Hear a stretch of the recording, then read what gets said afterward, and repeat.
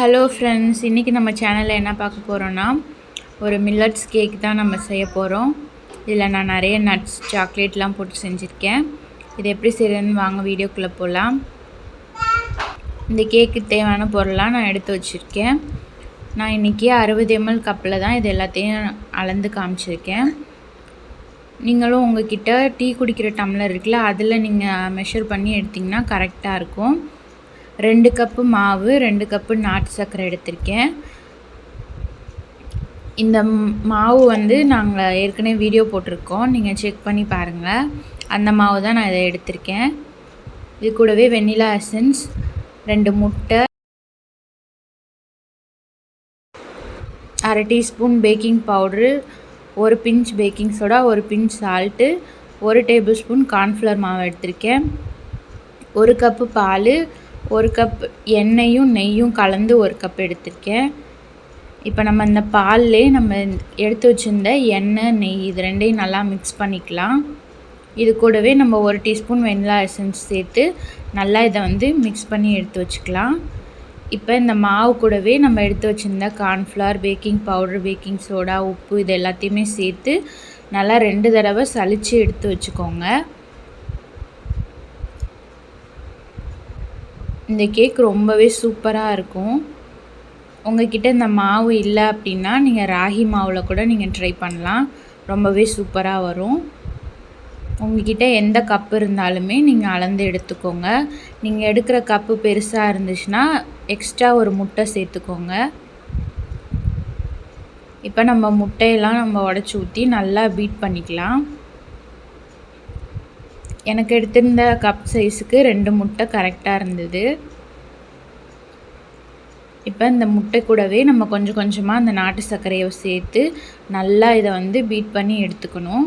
பாருங்கள், இந்த அளவுக்கு நல்லா நம்ம க்ரீம் மாதிரி பீட் பண்ணி எடுத்து வச்சுருக்கேன். இப்போ இது கூடவே நம்ம எடுத்து வச்சுருந்த மாவு, எண்ணெய், பால் இதெல்லாம் கொஞ்சம் கொஞ்சமாக சேர்த்து நம்ம கட் அண்ட் ஃபோல்ட் மெத்தடில் நம்ம மிக்ஸ் பண்ணி எடுத்துக்கணும்.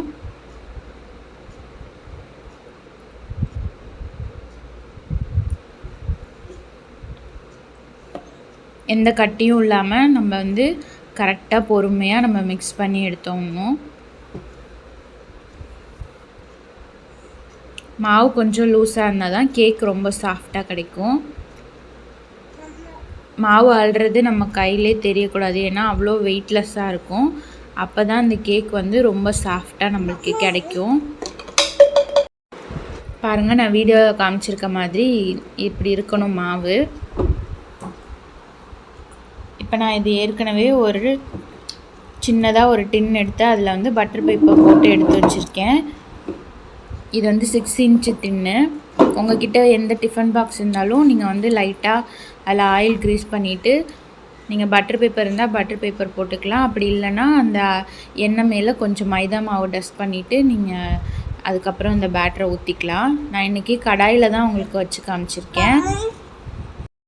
கடாயில் இது மாதிரி ஒரு கிண்ணம் போட்டு ஒரு 10 நிமிஷம் ஹீட் பண்ண விட்டுடலாம். இப்போ இது ஹீட் ஆகிற நேரத்தில் நம்ம நட்ஸ்லாம் கட் பண்ணி போட்டுக்கலாம். உங்களுக்கு விருப்பமான நட்ஸ் எல்லாமே எடுத்துக்கோங்க. நான் கொஞ்சமாக டார்க் சாக்லேட் துருவி வச்சுருக்கேன். அப்புறம் கொஞ்சம் டூட்டி ஃப்ரூட்டி, அதுக்கப்புறம் கொஞ்சம் கடலை, குட்டி குட்டியாக கட் பண்ண முந்திரி, பாதாம் இதெல்லாமே எடுத்து வச்சுருக்கேன். உங்கள்கிட்ட வீட்டில் என்ன இருக்கோ அதை நீங்கள் சேர்த்துக்கோங்க. அப்படி இல்லைன்னா சேர்க்காமல் இது இருந்தாலுமே இந்த கேக் நல்லாயிருக்கும்.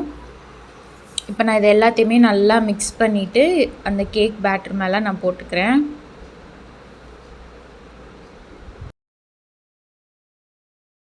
கொஞ்சம் நட்ஸோடு சேர்த்து சாப்பிடும்போது இந்த கேக் ரொம்ப டேஸ்ட்டாக இருந்தது.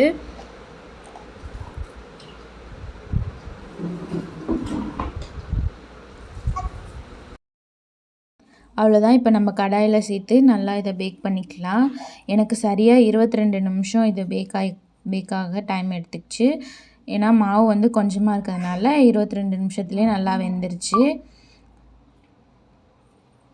பாருங்கள் எவ்வளோ சூப்பராக உப்பி வந்திருக்குன்ட்டு. இப்போ நம்ம ஒரு கம்பி வச்சு குத்தி பார்க்கலாம். சூப்பராக நம்மளுக்கு வெந்து கிடச்சிருக்கு. பாருங்கள் எவ்வளோ ஃப்ளஃபியாக வந்திருக்குன்ட்டு. நான் கம்பி வச்சு செக் பண்ணி பார்க்குறேன், எந்த ஒரு மாவும் ஒட்டலை. எனக்கு கரெக்டாக 22 நிமிஷத்துலேயே நல்லா பேக்காகி கிடச்சிருச்சு. ஒருவேளை நீங்கள் அதிகமான மாவு ஊற்றி வைக்கிறீங்க அப்படின்னா 1/2 மணி நேரம் ஆகும். நீங்கள் இடையில வந்து செக் பண்ணி பார்த்துக்கோங்க. ஒரு மூடி போட்டு மூடி நல்லா செக் பண்ணி பார்த்துக்கோங்க. இப்போ நல்லா நல்லா ஆற விட்டுறலாம். நல்லா ஆறுனதுக்கப்புறமா நம்ம வந்து திருப்பி போட்டு பட்டர் பேப்பரை எடுத்துடலாம். ஒரு கத்தி வச்சு ஓரங்களில் சைடில் வந்து எடுத்து விட்டதுக்கப்புறமா நம்ம வந்துட்டு ஒரு பட்டர் பேப்பர் போட்டிருந்தோம்ல அதை வந்து எடுத்துடலாம். இந்த கேக் ரொம்பவே சாஃப்டாக கிடச்சிருந்துச்சு.